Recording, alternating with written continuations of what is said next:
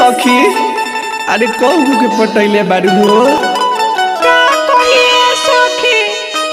ए घड़ी नया नया लभर पटैले बानी ए घड़ी म्यूजिक बाय संजू बाबा कि चार गो के संगे माजा मरले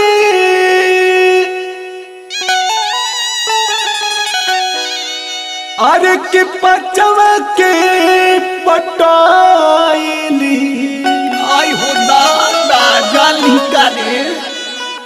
हाला भइल बा पतर को बभन टोली में धदैली हाला भइल बा पतर को बभन टोली में धदैली कार्गो के संगे माजा मरली बचवा के पटाइली चारगो के संगे माजा मरली बचवा के पटाइली हाला भइल बा पतर को बभन टोली में धदैली हाला भइल बा पतर को बभन टोली में धदैली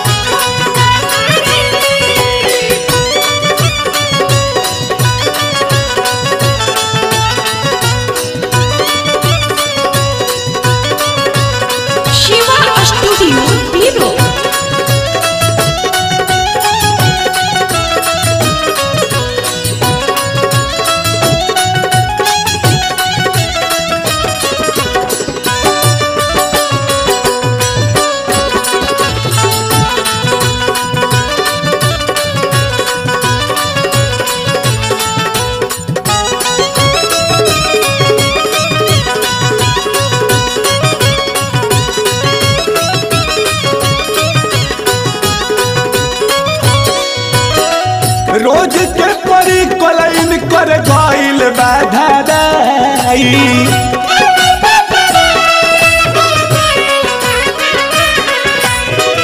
गइल धराई मुहवा गइल बाला जाई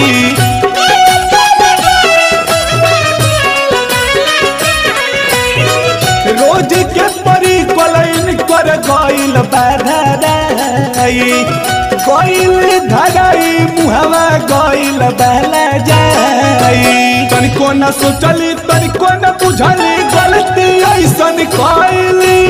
अरे कहाँ खेला कोइल रहू ए सखी तनिको न सोचली तनिको न बुझली गलती ऐसन कइली पता चलल ह पतर को चुमा देत पकड़ैली पता चलल बा पतर को बभन टोली में धदैली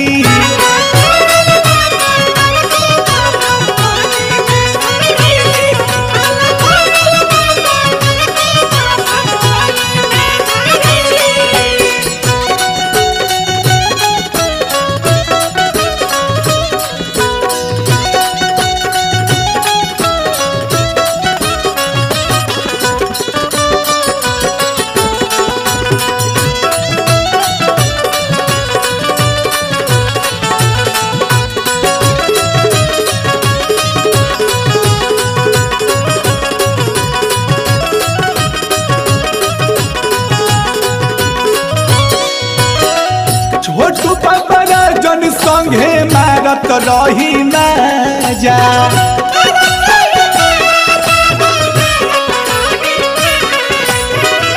होनी से बुलावत रही सरसु में आजा